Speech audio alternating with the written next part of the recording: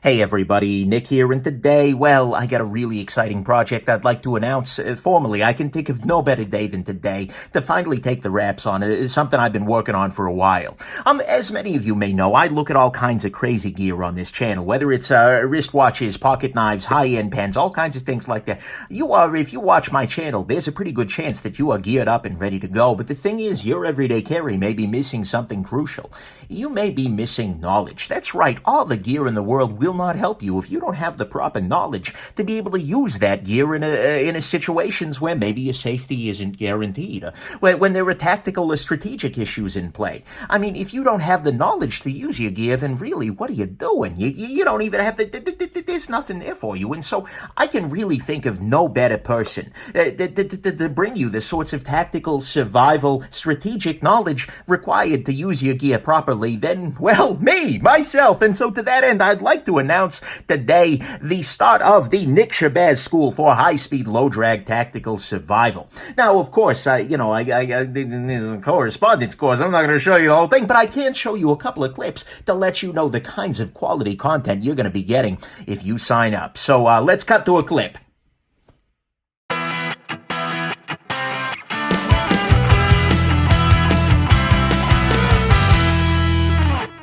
And of course, not everybody has the time to go to Rivendell for their convalescence.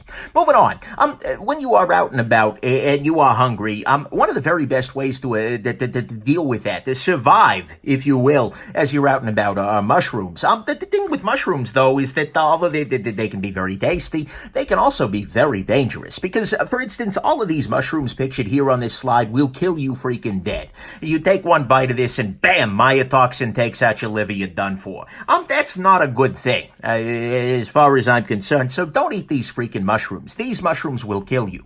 Instead, as you're out and about, for instance, maybe at a local store, like a Vons, a Kroger, or Ralph's perhaps, Walmart, Target, a Super Target, of course.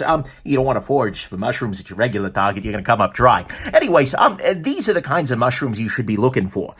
Mushrooms in cans, in packages, or potentially in this kind of can as well. These are all going to be edible mushrooms. So as you're out and about foraging at your local Kroger, you're going to want to buy these mushrooms here rather than these ones over here. That's a very important detail. So next up, in terms of gathering food, tofurkeys are very difficult to find because they tend to lay low during the daytime. And of course, they're going to be very hot. Always braided into a watch band, which I guess might help you somehow. All right, moving on. Building a bug-out bag is a very, very important part of your everyday existence because sooner or later, you're going to get that call. Sooner or later, things are going to break down. And it comes in a variety of ways, and it's when you least expect it. So you always want to make sure your bug-out bag is ready. You might get a call from your partner saying, oh my God, there's a huge bug here, or maybe a coworker, oh God, spider. That's when you have to have your bug-out bag ready, and these are the kinds of things you need in your bug-out bag. You're going to want a flashlight, because very often those bugs are going to crawl behind things. For instance, a dresser or an armoire. So you're going to need to be able to see them. So a good flashlight is a must. You're also going to want a broom, 100%, because brooms are really useful, both because they've got the soft bristles that can help shoo the bug outside without injuring it, but also because it's got that long handle to try and encourage that bug out from behind that dresser there. Of course, you're going to want a drinking glass and a flat, stiff sheet. This allows you to sort of cup the bug against the surface, then slide that sheet underneath there, such that you can transfer the little guy outside. That would be a wonderful thing. Of course, sometimes dire measures are called for, and so a vacuum cleaner can be a very good solution, particularly if you're dealing with a venomous bug where you really just don't want to dick around with it.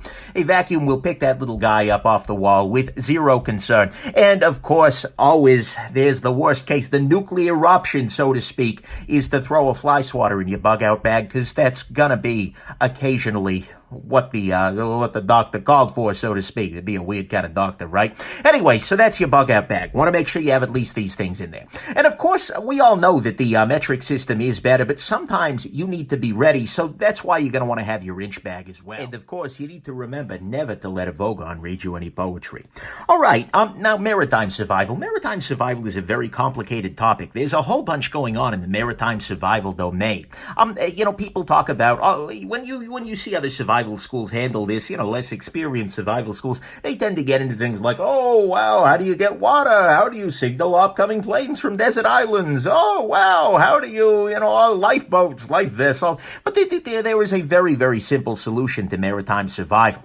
Maritime survival step number 1, stay on land. Seriously, you're not gonna freaking drown if you're on solid ground, okay? Why are you making this so complicated? There is just no damn reason to go. No, just stay on land, okay? Then boom, you survived, case closed.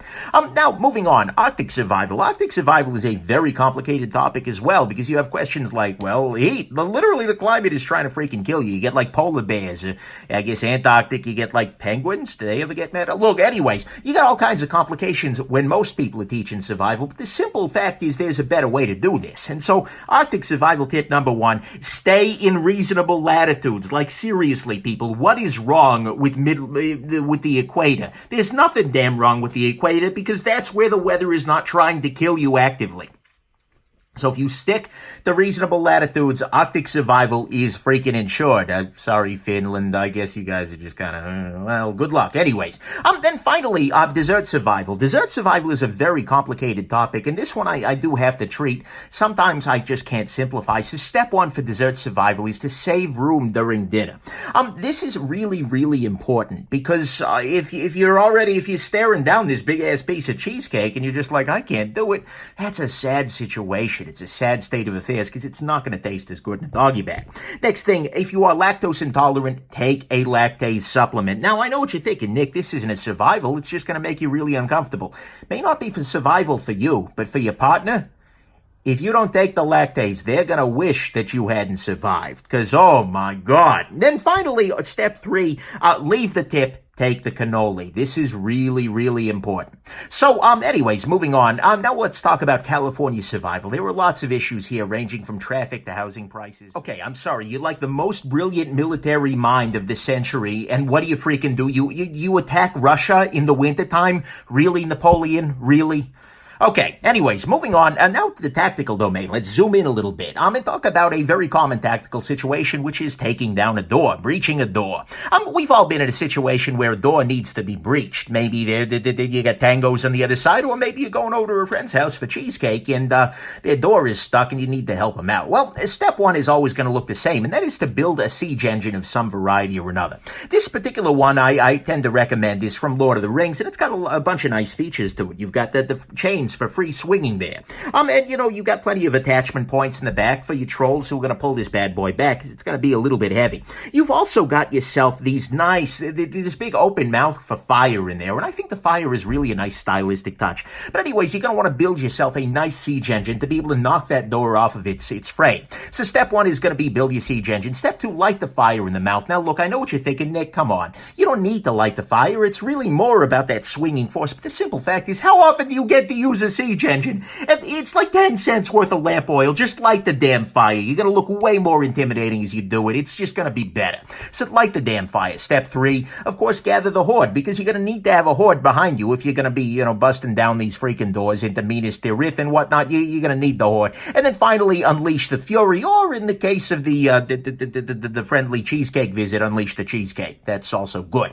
So moving on, lots of people talk about 4th and 5th generation warfare. We're going to go ahead and jump ahead to the 6th generation. 6th generation warfare is very, very interesting. And of course, unfortunately, you probably will want to take off the Batman mask. All right, next up, how to be a sheepdog. This is a really common topic in the survival tactical world, and I can't say I entirely understand it, but okay, we're going to just go with it. So, step 1 to being a sheepdog is to hang out with sheep. Find yourself a very big flock of sheep, and then just chill with them for a little while.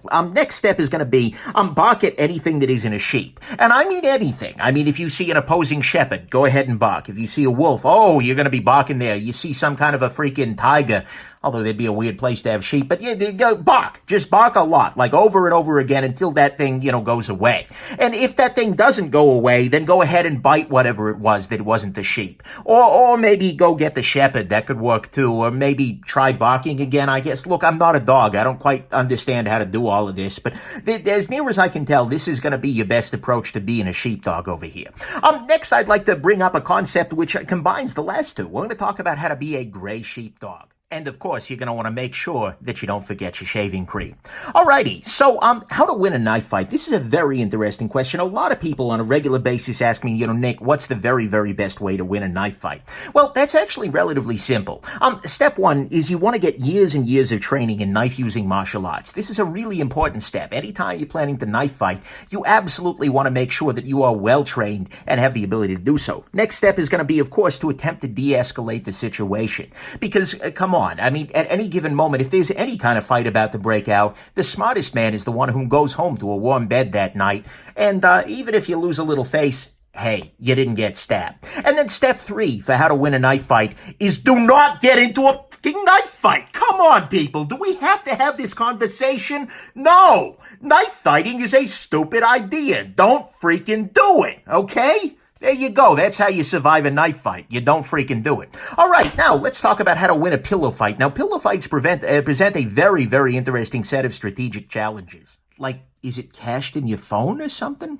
Look, I don't freaking know. But look, if you're watching this pod, you are already surviving one of the most scary things to happen for a modern millennial right now. But now I'd like to share with you the one tip. If you take one thing away from this course, I want you to remember the golden rule of survival. Look, no matter what's going on, no matter where you are, what the situation is, what the threat to your life is, there is one rule that can carry you through. And the golden rule of survival is do not die.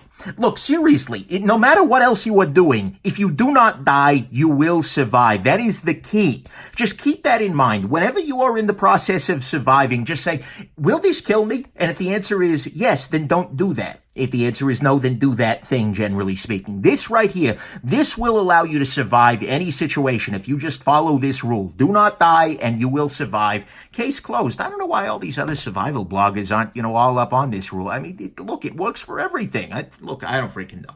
Anyways, but that's why you pay the price for the course from the professional, right? I know what you're thinking, though. Nick, come on. This is, how do you expect us to trust you? You're the one selling the product. Come on. But the thing is, I got social proof right here. Check this out. So, I went around to a variety of celebrities on the internet and asked them questions about things. For instance, YouTuber Advanced Knife Bro. I sent him the course and he said, I followed every step and I'm yet to cut my dick off. Well done, Advanced Knife Bro. Keep up the good work. Of course, YouTuber Slicey Dicey says, my fingers are all fully attached. I had to recalibrate the fingerprint sensor on my iPhone. Probably due to something unrelated to the course, but they still work. See, right there, survival. Bear Grylls, of course, when I sent him the course, apparently seen. So that's something, right? And then, of course, my friends and family, said we have no idea how his channel survives, so he must know something about survival.